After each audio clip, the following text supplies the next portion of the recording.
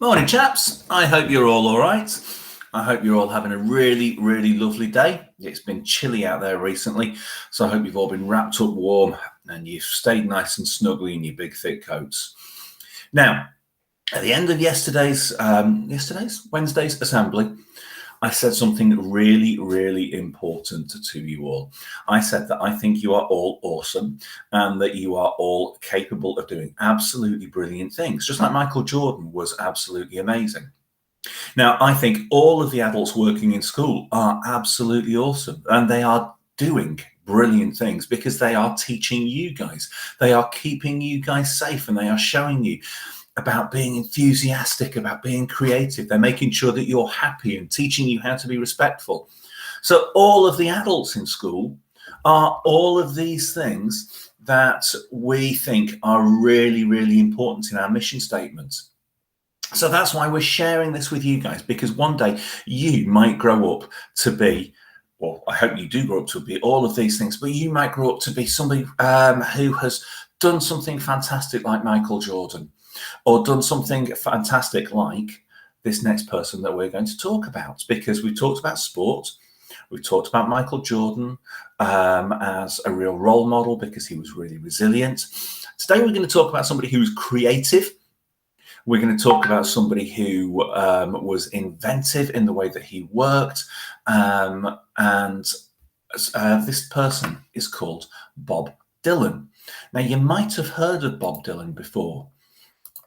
He's a famous musician, singer, songwriter, and his music has been around for quite a long time now. So it's not stuff that's really popular at the moment, but he is a pretty cool person.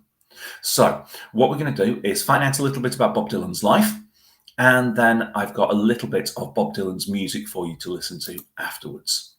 Okay, so Bob Dylan. Now, growing up in Hibbing, America, wasn't exciting for little Robert, the eldest son of the Zimmermans.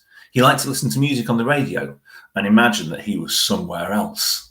I think we've all done that a little bit, haven't we?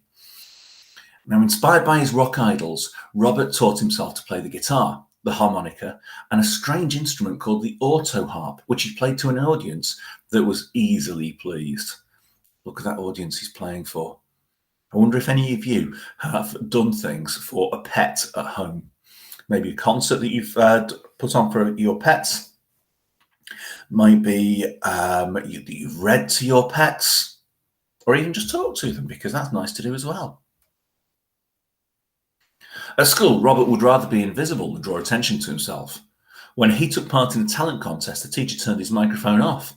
Bob sounded like a dog whose leg was caught in barbed wire. Oh, dear me. That's not a kind thing to do. Certainly not something that we would ever do at Wincham. But that didn't stop him. He experimented with rock music, blues music, country music, and at college he found his rhythm playing old folk songs. The simple tunes were written by ordinary people who told stories about everyday life.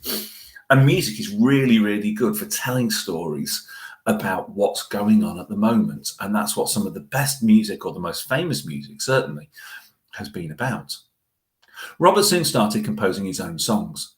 He had a real talent for writing rhymes and making words fit to a beat.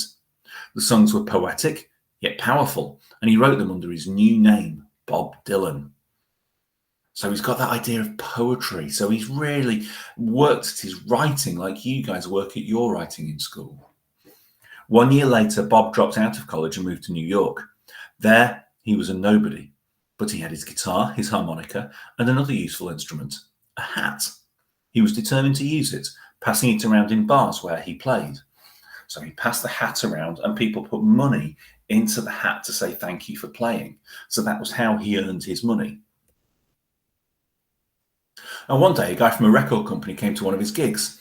He was impressed by Bob's raw force and fresh lyrics and offered him his first music contract. Times were changing, and Bob's life was about to change too. Bob's music spoke about things that mattered: civil rights, war, and religion. And without trying, he became the voice of a generation, eager to change the world, putting down in words what millions of people felt. That's the really important thing. He wasn't singing about the color of the trees or the person that he was attracted to. He was singing about things that mattered, civil rights.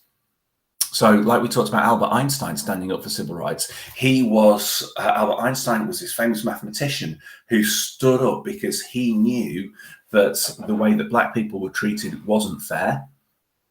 And Bob Dylan is using music to do the same thing. He's standing up to say that war is bad. And without trying, he became that voice of a generation. So other people were listening to what Bob was saying, and he was entertaining them, but he was also representing them. Right. Oh. There we go. And his songs became anthems sung by the most amazing artists of all times, reaching millions of people. And many of the people who listened to the songs didn't know Bob Dylan's name, but Bob didn't mind.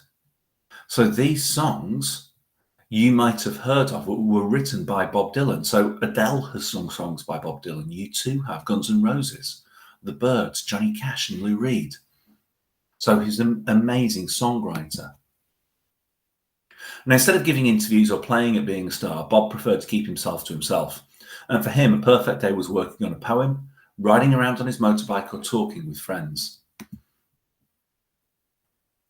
Being an artist meant being free and not caring about what others might think. Bob moved from folk to rock or pop, trying new sounds and exploring different styles, challenging himself as well as his fans. He received all the awards an artist could dream of, and he was the first musician ever to be recognized with a Nobel Prize for Literature.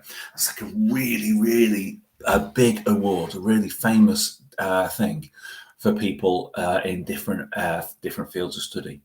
But in true Bob style, he didn't show up to the ceremony.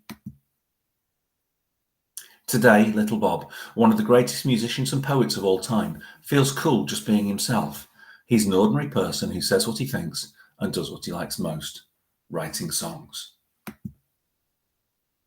And then we've got a few photos of Bob Dylan from 1961 up to meeting Barack Obama in 2012. So we've got somebody who learned, he actually taught himself how to play the guitar, and you can learn instruments really easily. YouTube is full of these sorts of things, and Bob Dylan didn't have those. He grew as a person because he tried all of those different styles of music. He explored how he wanted to share his message, how he wanted to tell people, and he dreamt of just continuing to do that. And he used his message for something that was really, really good. So when we look back at our mission statement again, where are we? Here. When we look back at our mission statement, we've got this bottom bit. We all aim to be responsible local, national, and global citizens. So that's what Bob Dylan was. He was saying, I can see things that are happening in other parts of the world, and I can't go over and tell people to stop fighting. I can't go over to another country and say, you should behave like this, but actually I can sing about it because people listen to me. And he used his talent, he used his ability to try and make the world a better place. Pretty cool guy. So in the Assemblies playlist, I've got another video for you, which is one of Bob Dylan's songs for you to have a listen to. And you might like it and you might not. It's fine. You don't have to like it. It's not very...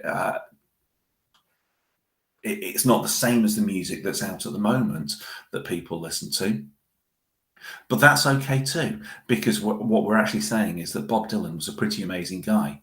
So let's say, you know, this guy's taught himself how to play all sorts of different instruments. He's learned how to write the poetry, how to write the songs, and he's spread that message. So Bob Dylan was pretty amazing. Right. You are all pretty amazing too. And so are the adults who are working with you. You are very lucky to have those teachers, teaching assistants, and all of the people who work in school looking after you guys. which gives you the chance to be those amazing people too. I hope you have an amazing day. I hope you are amazing. And if I don't see you before you go home for the weekend, I hope you have an amazing weekend. Bye-bye.